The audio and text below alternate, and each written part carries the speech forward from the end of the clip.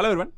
देश की सबसे बड़ी अदालत सुप्रीम कोर्ट ने देश की सबसे बड़ी शैक्षणिक संस्थान एनसीईआरटी की किताब पर बैन लगा दिया। एनसीईआरटी ने माफी मांगी है और किताब को वापस लेने की भी बात कही है। सुप्रीम कोर्ट के द्वारा इस फैसले में कई अहम मुद्दों के बारे में चर्चा भी की गई और साथ ही यहां पर न्यायपालिका में भ्रष्टाचार क्या पढ़ाया जाना चाहिए, इस मुद्दे को भी समझना जरूरी हो जाता है। तो चलिए समझते हैं पूरा मामला आखिर यहां पर लगातार चर्चा का विषय क्यों है। सबसे पहले देखें, जो हिस्सा यहां पर आपको लगातार चर्चा का विषय ये है एनसीईआरटी सोशल साइंस क्लास 8 की बुक है और इसमें ये जो टॉपिक यहां पर आप देख रहे हैं करप्शन इन जुडिशरी, इसी को लेकर के पूरा विवाद यहां पर है, जिसपे मामला जो है सुप्रीम कोर्ट में पहुंचता है, जो स्वयं यहां पे संज्ञान लेता है और इस मामले की सुनवाई के पश्चात ये फैसला दिया गया। फैसला अगर देखा जाए तो यहां पर इस चैप्टर में कहा क्या क्या गया है जिसके कारण यह विवाद बढ़ा था। चैप्टर में कहा गया, देखिए यहां पे जुडिशरी को लेकर के करप्शन वाला एक सेक्शन ऐड किया गया है, जिसमें कहा गया कि जज एक कोड ऑफ कंडक्ट से बंधे होते हैं जो न केवल कोर्ट में बल्कि कोर्ट के बाहर भी अपने व्यवहार को इसके कारण कंट्रोल करते हैं। दूसरी बात जिसमें कही गई है कि जुडिशरी के अंदरूनी अकाउंटेबिलिटी एक सिस्टम को भी समझाया गया है, जिसमें centralised public grievance redress monitoring system के जरिए शिकायतें लेने के तय तरीके बताए गए हैं कि यानी कि सुप्रीम कोर्ट या जो मामला है न्यायपालिका में कैसे यहां पे शिकायतें सुनी जाती हैं। तीसरी चीज में ऐड की गई है कि किताब के मुताबिक सीपी ग्राम सिस्टम के जरिए 2017 और 2021 के बीच 1600 से ज्यादा शिकायतें मिली थी। इन सारी चीजों के बारे में चर्चा करते हुए एक मुद्दे को जो यहां पर रखा गया जिसके कारण एक विवाद बढ़ा था। किताब में गंभीर मामलों में जजों को हटाने के संवैधानिक नियम के बारे में चर्चा की गई। पार्लियामेंट इंपीचमेंट मोशन पास करके जज को हटाया जाता है, इसके बारे में जानकारी दी गई। ये पहले भी किताबों में है। इसके अलावा देखा, बच्चे पढ़ेंगे कि ऐसे मोशन पे सही जांच के बाद विचार किया जाता है।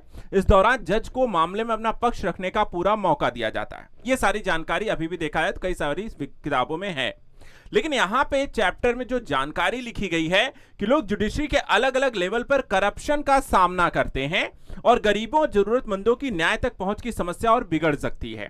ये जो एक मुद्दा यहां पर लिखा हुआ है, ये कहीं ना कहीं सबसे ज्यादा क्वेश्चनेबल था और इसी को लेकर के जो मामला है सुप्रीम कोर्ट में या सुप्रीम कोर्ट के द्वारा इस पे संज्ञान लिया गया है। एक और बात इसमें लिखी गई है, यह भी बताया गया कि राज्य और केंद्र ट्रांसपेरेंसी और पब्लिक ट्रस्ट को मजबूत करने की कोशिश कर रहे हैं। इसमें टेक्नोलॉजी का इस्तेमाल और करप्शन के मामलों में खिलाफ यहां पे फास्ट एक्शन लेना भी शामिल है। तो इन सारी चीजों को शामिल किया गया। अचानक से यहां पे जब मामला पहुंचता है सुप्रीम कोर्ट ने कहा है इस करप्शन इन जुडिशरी वाली किताब पर सुप्रीम कोर्ट ने बैन लगा दिया और साथ ही हार्ड कॉपी वापस लेने, कॉपी जितने भी आपके ऑनलाइन है वो सारी हटाने, ये सारे दिशा निर्देश एनसीईआरटी को दिए गए। साथ ही यहां पर एनसीईआरटी डायरेक्टर और एजुकेशनल सेक्रेटरी को नोटिस भी यहां पर सुप्रीम कोर्ट के द्वारा दिया गया है। इस मामले में देखा है जवाबदेही तय की जाएगी और जो दोषियों को बख्शा नहीं जाएगा, इस तरीके से सुप्रीम कोर्ट का कहना है। अब यहां पे देखिए सुप्रीम कोर्ट ने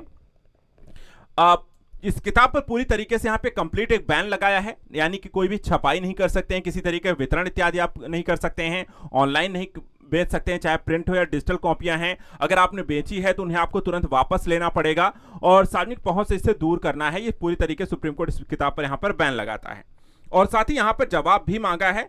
साथ ही सिलेबस से जुड़ी बैठकों की कार्यवाही और विवादित चैप्टर लिखने वाले लेखकों के नाम और की योग्यता बताने के निर्देश भी सुप्रीम कोर्ट के द्वारा एनसीईआरटी को यहां पर दिया गया है। तो ये सारी जानकारी आप हमें दीजिए, किसने लिखी है, उनकी योग्यता क्या है, पूरा मामला यहां पर जो चैप्टर लिखी गई है इससे जुड़ा कौन कौन है, ये सारी जानकारी यहां पर सुप्रीम कोर्ट ने मांगी है।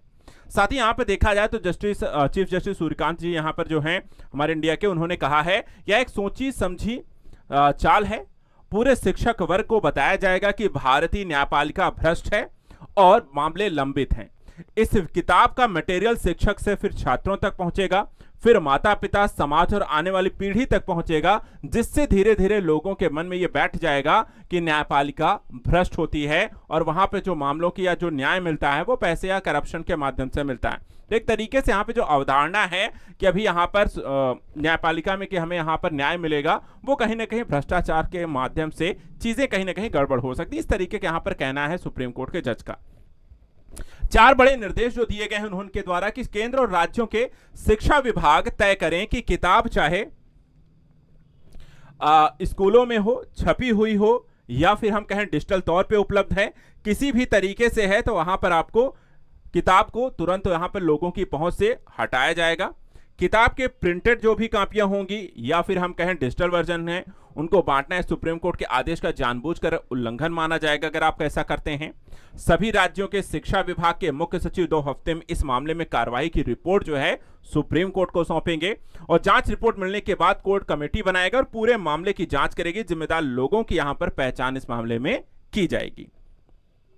सुप्रीम कोर्ट का फैसला आता है, उसके बाद यहां पर एनसीईआरटी हरकत में आती है और एनसीईआरटी ने यहां पर अपना एक बयान जो है वो जारी किया है और उन्होंने कहा है कि यह गलती जो हो गई हमसे अनजाने में हुई है। चैप्टर को हम यहां पे दोबारा लिखेंगे और बिकी हुई 38 कापियां भी हम वापस लेने की कोशिश करेंगे। अब यहां पर देखा जाए तो एनसीईआरटी का जो पूरा बयान है उन्होंने क्या क्या यहां पे कहा है। सबसे पहले यहां पे कहा गया कि तय प्रोसेस के अनुसार एनसीईआरटी ने 24 फरवरी को क्लास 8 के लिए सोशल साइंस की text book exploring society India and beyond volume 2 निकाली। टेक्स्ट बुक मिलने पर यह देखा गया कुछ गलत टेक्स्ट मटेरियल अनजाने में चैप्टर नंबर 4 में आ गए हैं। मिनिस्ट्री ऑफ एजुकेशन ने भी ऐसा ही ऑब्जर्वेशन किया है और निर्देश दिया है कि अगले ऑर्डर तक इस किताब का डिस्ट्रीब्यूशन पर पूरी तरीके से रोक लगा दी जाए।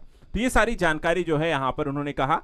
इसके अलावा उन्होंने यह भी कहा कि एनसीईआरटी दोहराता है कि नई टेक्स्ट बुक का मकसद संवैधानिक अधिकारों को मजबूत करना है, स्टूडेंट के बीच लिटरेसी, इंस्टीट्यूशनल रिस्पेक्ट और डेमोक्रेटिक पार्टिसिपेशन की जानकारी देना था।